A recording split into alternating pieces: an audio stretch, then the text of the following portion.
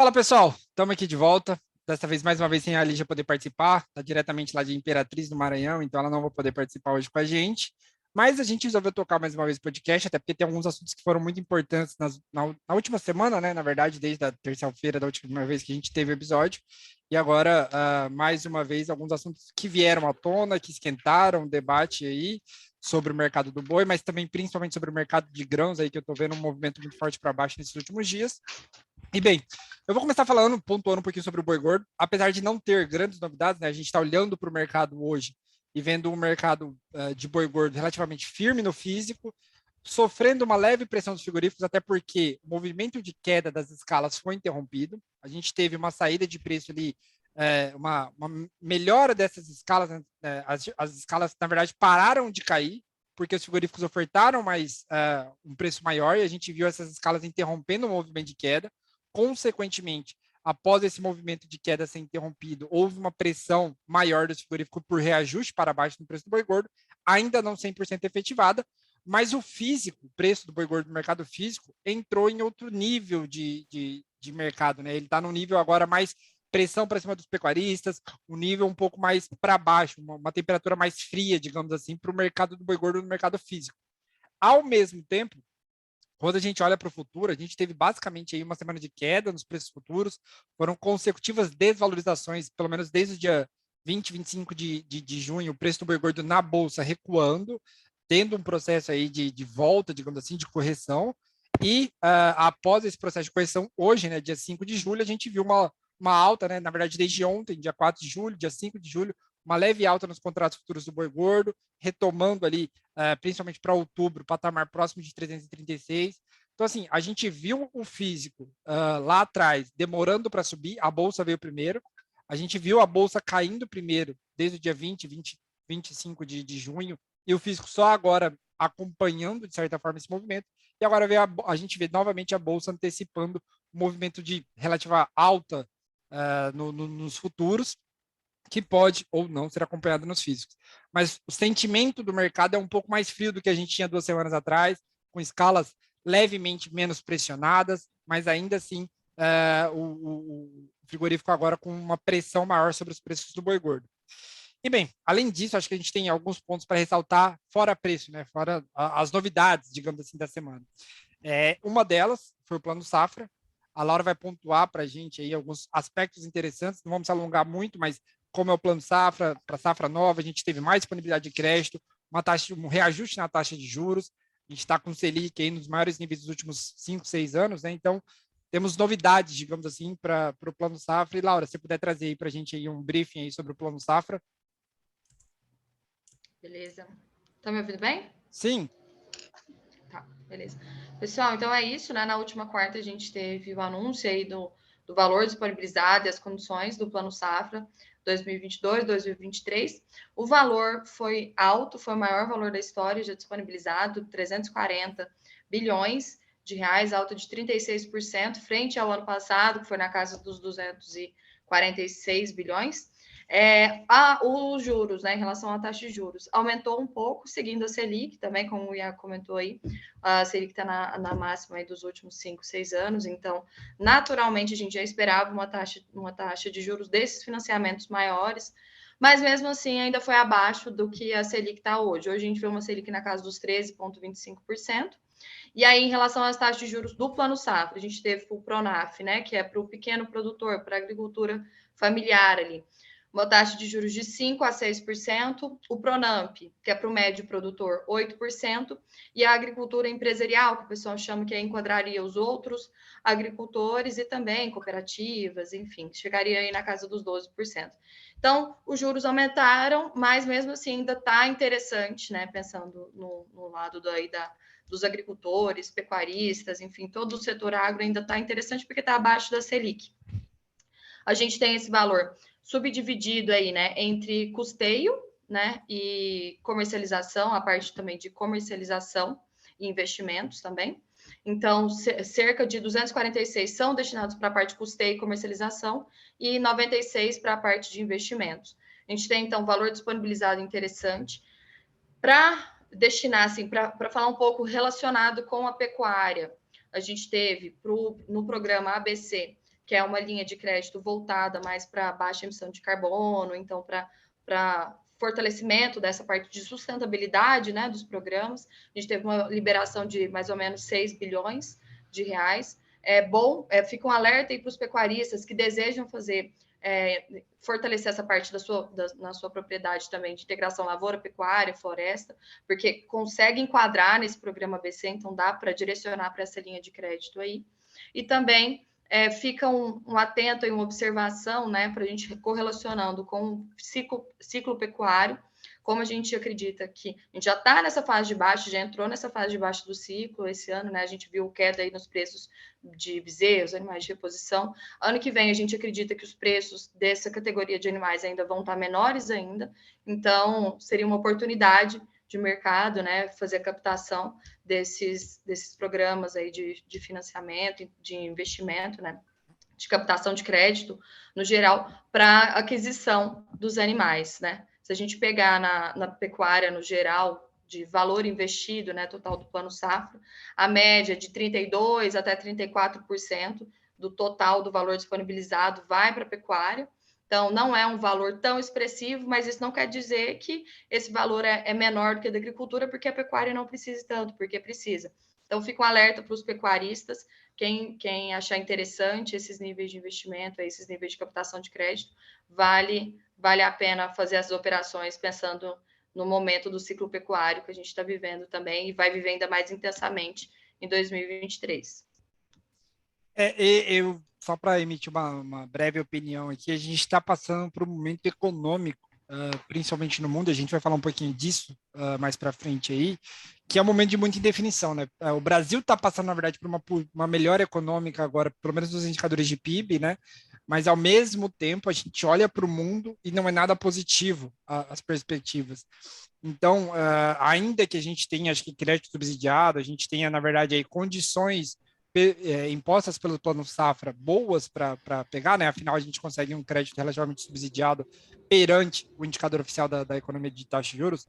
Ainda assim, eu acho que diferentemente do ano passado, a gente deve ver uma captação menos acelerada do que foi no ano passado, principalmente, acho que não só olhando para a pecuária, mas para a agricultura de maneira geral também, a gente pode talvez ter uma captação de recursos por parte do pecuarista diferente do que foi no ano passado. A gente chegou a ver no início desse ano aí, se eu não me engano, a dificuldade em você captar recurso, o governo deu uma trancada nos valores disponibilizados de recursos disponibilizados naquele momento ali, acho que foi entre fevereiro e março. Então, acredito eu que a gente deve ver, sim, um movimento menos acelerado na busca por esse recurso pela situação econômica que a gente vive no momento. O governo, não, o Banco Central está incentivando, digamos assim, não o agro, né, mas de maneira geral, quando se aumenta juros, se reduz a atividade econômica, e o intuito é segurar um pouco a inflação e aumentar e reduzir a atividade econômica. A gente pode ver, talvez, isso como reflexo sentido na captação desses recursos no próximo ano. E bem, passando ainda já... Mais, Pode falar, Laura, desculpa. ainda mais pensando em questão de rentabilidade, né? A gente vê a rentabilidade aí no setor agro, no geral, reduzindo, apesar de estarmos com preços bons, né? Se a gente olhar isoladamente o preço da soja, do milho, do boi gordo, a gente tem preços muito bons, mas a rentabilidade em si, a margem do agro, ele enxugou. Então, por mais que sejam juros ainda que estejam mais elevados, sim, mas ainda competitivo, se for para a gente olhar para a Selic, né, e para o plano, justamente pelo governo subsidiar, a margem do agro ainda compromete um pouco, então tem que ser analisado realmente atividade por atividade, negócio por negócio, para ver se viabiliza certinho, né, Iago? Perfeito, exato. E assim, além disso, acho que outro ponto interessante que na verdade saiu hoje, né, acho que mais um fenômeno, digamos assim, de caça-clique, né, que a gente fala aqui dentro, é uma especulação de que a Austrália teria casos de aftosa. A gente olhou para o mercado e viu muita gente se questionando. A Austrália está com aftosa, agora o preço vai explodir, é uma relação de oferta e demanda global. E, na verdade, o que aconteceu foi a aftosa não chegou na Austrália, não tem caso de aftosa na Austrália, não nesse momento. Quem está sendo acometida por aftosa está, na verdade, sendo desde maio de 2022, né? A gente já tem visto isso há pelo menos mais de um mês, é a Indonésia. E por que reacende o pavor da Austrália? Porque a Indonésia é um país que faz fronteira marítima com a Austrália. Então, são duas ilhas, né? Não tem como negar isso, mas o grande porém é que a Indonésia faz ali, está muito próxima, relativamente olhando, ainda que tenha o mar, elas estão relativamente próximas. E um grande porém, por que isso foi reacendido agora? Porque chegou-se os casos na Ilha de Bali. A Ilha de Bali é um destino turístico indonésio, que atrai muitos turistas da Austrália, pela proximidade e pelas belezas naturais e tal. Então a gente viu essa aftosa chegando lá, e como a aftose é uma doença que ela consegue ser transmitida, digamos assim, por superfícies, então a gente, na verdade, o governo australiano, o MLA também, eles estão mais preocupados do que estavam há cerca de 15, 20 dias atrás, porque chegou no destino turístico. Então, há uma apreensão do governo australiano, das entidades locais australianas, sobre a transmissão dessa doença dentro do rebanho australiano, mas ainda não há nenhum caso de aftose no rebanho australiano, com a limitação dentro apenas do território indonésio. Então, ainda está no momento de espalhamento da doença dentro do território indonésio, a Austrália não tem problemas, então a gente só está reafirmando aqui, a aftose é uma doença preocupante, a Austrália é sim um dos maiores produtores e exportadores mundial de carne. Se caso tivesse aftosa lá, realmente impactaria o mercado da carne e o mercado do boi gordo, só que não é o que acontece agora. Só tem um receio e um sinal de alerta grande ligado lá na Austrália por conta da proximidade turística e logística que existe entre os dois países. E bem, se você quiser comentar, Laura, fica à vontade também. Só lembrando aqui para o pessoal que a febre aftosa, ela não é transmitida, na verdade tem um caso que ela foi transmitida para seres humanos, foi em 1966, se eu não me engano, na Grã-Bretanha, mas via de regra é muito raro, só que o ser humano ele funciona como fômite, né? O que é fômite? É um veículo transmissor do vírus, né? Então, essa preocupação lá da ilha, justamente por essa rotatividade de grandes pessoas, por ser um ponto turístico, e pessoal da Austrália para lá, e rodar gente do mundo inteiro, que traz essa maior insegurança para o mercado, esse maior receio também. Perfeito, perfeito. E bem, é mais um ponto que a gente deixa aqui, acho que é um alerta que tem que ficar ligado para o pecuarista de maneira geral, porque isso pode sim afetar, mas não é o caso ainda.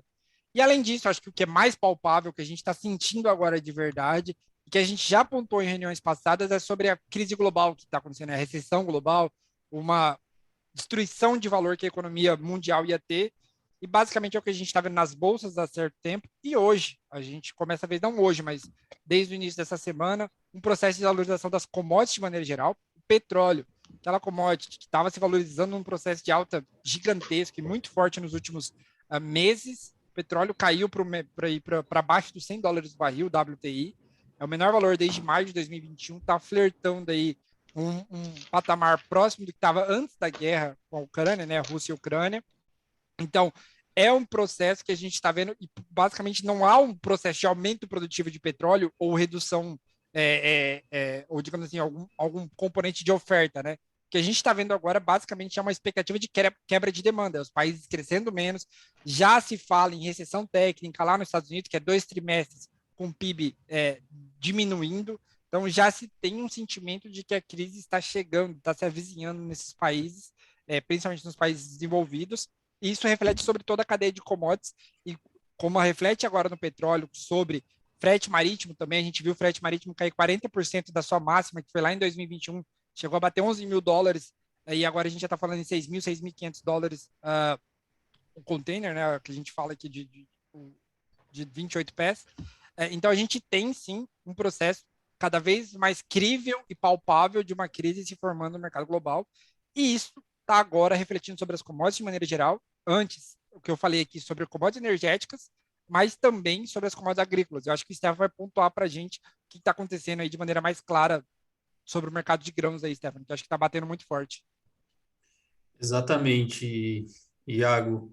Só para pontuar aqui, na última semana, né, toda sexta-feira, a comissão lá, o CFTC dos Estados Unidos, né, eles soltam um relatório aí de como que está a posição dos traders, dos operadores de mercado, né, tanto especuladores quanto hedgers, enfim, todo agente que está ligado à posição de bolsas. E só na última semana, as commodities agri, soja, milho, trigo, cevada, enfim, todas essas commodities agri, na última semana, de acordo com o CFTC, esses fundos que operam Chicago, liquidaram cerca de 8 bilhões de dólares em posições de commodities agro.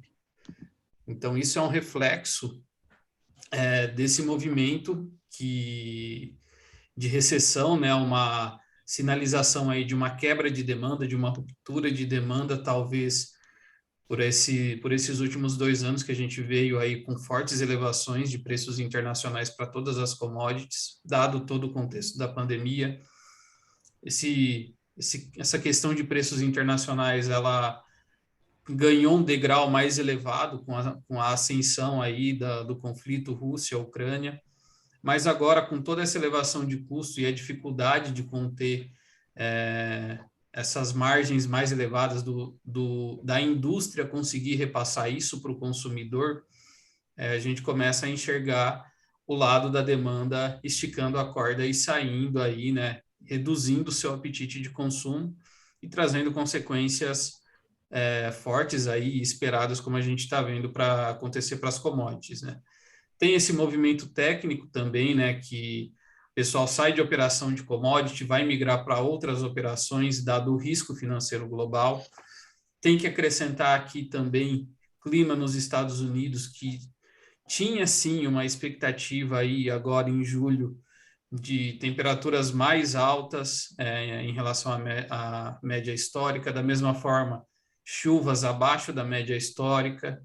Esses modelos, durante a semana passada e esse início de semana, tiveram uma pequena alteração aí, trazendo um cenário de mais normalidade para o curto prazo. Então, você vê aí uma soma de fatores que ajuda, né, que dá esse start, que dá esse gatilho aí para essas liquidações de posições em commodities.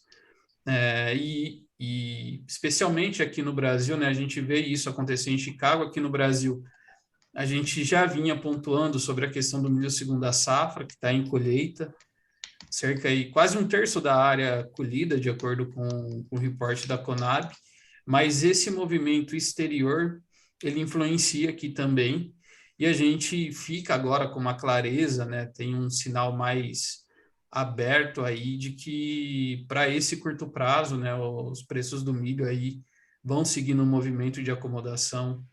Possibilidade agora mais forte, né, a gente tem que entender ainda como que vai ser esses próximos 40 a 50 dias com a safra dos Estados Unidos, toda essa recomposição de demanda que está se desmanchando agora, como que o mercado vai se equilibrar, mas dá para esperar que o milho venha abaixo de R$ 80 a saca agora no curto prazo. O ponto é indicar se ele vai ter sustentação para se manter nesses patamares. A gente ainda tem toda a questão do conflito Rússia-Ucrânia, que a Turquia está tentando negociar ali como mediadora, um corredor de exportações que até agora já tem aí uns de 40 a 60 dias que essa negociação não anda, né? A gente só ouve notícias dessas tratativas que estão sendo tentadas, mas a gente não vê nenhum avanço dessa parte. E o que vale ressaltar aqui também dessa questão de toda essa devassa das commodities que está acontecendo de uma semana para cá de forma mais intensa, é que o mercado está praticamente devolvendo aí todos os ganhos de operação desse último ano, né? Então, a gente está vendo o mercado liquidar, né, todos os ganhos, né, os preços voltando a patamares de um ano atrás. Então, o que a gente viu um ano aí para os preços serem construídos está sendo destruído aí em uma semana. Stefan, só para adicionar, assim, acho que a situação no Brasil e na Bolsa brasileira talvez não seja pior por conta do que está acontecendo no dólar, né? Você tem um aumento de risco, automaticamente o dólar passa por um processo de valorização. O Brasil deu a sua pitada, né? O Brasil sendo o Brasil, a gente está indo ano de eleição, mais risco fiscal, teve mais dinheiro, o governo liberando mais dinheiro, então a nossa moeda desvalorizou muito durante o mês de maio. Isso beneficiou para que a queda que está tendo lá em Chicago não repassasse por completo aqui por conta que o dólar deu uma segurada, certo? Exato, os movimentos são opostos. O dólar, por ele ser classificado como uma reserva de valor mais forte, né? O pessoal acaba fazendo essa migração. Você tem também, eu não vi, não sei se você viu, Ricardo ou Iago, mas como que está, se teve um movimento de saída de dólares do Brasil essa última semana, que pode ter ajudado a levar o dólar a patamares mais altos. Essa migração, né, o pessoal saindo de commodity, indo para dólar, trouxe esse movimento contrário. Hoje a gente tem o dólar aí na casa de 5,30, veio da mesma forma da mesma velocidade que commodities foi para baixo, o dólar foi para cima, e isso, de certa forma, tem ajudado a segurar preços aqui no Brasil, sim, tanto para a soja quanto para o milho. A gente ainda vê o mercado, pelo menos para exportação, ainda sustentado, mas com esse movimento, com esse movimento de preços internacionais, a gente vê aí compradores, de forma geral, olhando com cautela esse momento para fazer novas posições, tanto para negociar novos navios, trazer aí novos negócios que poderiam acender a demanda aqui do mercado doméstico, tanto para soja quanto para milho. Na verdade, Stefano, só para adicionar, né? Você perguntou, fui até dar uma olhada aqui no fluxo estrangeiro, assim, não está negativo de certa forma. O fluxo ele está, pelo menos fechou o mês de junho, depois de cair durante o mês de abril e maio, ele teve aí um junho um pouco mais estabilizado, né? Um pouco mais firme, mas ainda assim a gente está vendo um processo de risco que o trade dentro do Brasil de dólar, né? Quem faz trade aqui dentro do Brasil está pagando mais caro por esse dólar que está contribuindo para essa valorização. Mas é isso, acho que a gente tem um movimento aí. Quer adicionar mais alguma coisa, Stefano? Eu acho que esse movimento passa no curto prazo, tende a se estabilizar, acho que o mercado volta a se movimentar, mas esse período agora a gente tem que ter aí mais cautela para fazer posições, até mesmo para recomendar alguma questão de milho, né? Para quem está olhando agora no curto prazo, acho que vem oportunidades boas aí no curto prazo. Da mesma forma, o cenário de longo prazo, ele também pode trazer boas oportunidades, né? Aí vai depender da estratégia de cada um. A gente tem aí, principalmente olhando operações de seguro de alta, né? As calls, começando a ficar interessantes do ponto de vista para o consumidor de milho. Então, acho que vai nessa ótica. Já para quem vai vender, né? A gente ainda tem um cenário aí que essa pressão baixista vai continuar nesse curto prazo. É isso E que eu ia julho, falar. histórico. Isso que eu ia falar, né? O cenário é bom para quem compra, né? Não para quem tem que Exato. vender. E julho, e o mês de julho para milho, historicamente, ele é o período aí de preços mais baixos aqui no Brasil. Quando a gente olha a CPEA Campinas, quando a gente olha comportamento de bases no interior, a gente vem aí ainda com um movimento de pressão baixista. Show de bola. Laura, você quer pontuar mais alguma coisa que a gente já está se encaminhando aqui para o final? Não, acho que é isso, Iago. Só dar um alerta também, que essa questão da febre aftosa comete suínos também, né? Então, pode ser um alerta para duas cadeias aí, não só para a pecuária, mas para a suinícola também. Perfeito. Tanto que você falou agora de suíno, me lembrei que assim, a gente pode guardar as devidas proporções, mas é um caso parecido com o que aconteceu aqui no Brasil. Na verdade, não aconteceu no Brasil, mais uma vez, né? Assim como aconteceu na Indonésia e preocupou a Austrália, na República Dominicana a gente teve PSA. Depois de 40 anos na América, voltamos a ter PSA na República Dominicana e preocupou o Brasil também durante esse estouro de casos lá na República Dominicana. O Brasil tem voos direto para a República Dominicana, então trouxe um receio sim para o mercado. Bem, pessoal, eu acho que é isso. Pontuamos muito bem o que aconteceu no mercado, as novidades, o que a gente acha também de tendência. E aí a gente pode se encaminhar para um final. Agradecer mais uma vez todo mundo que está assistindo e compartilhando os nossos episódios. A gente está vendo aí todo mundo assistindo lá no Instagram também. E é isso. Mais um obrigado a todo mundo e até a próxima. Valeu, pessoal. Valeu, Stefano. Valeu, Laura. Obrigada, pessoal. Bom trabalho. Boa semana. Obrigado, pessoal. Boa semana. Valeu.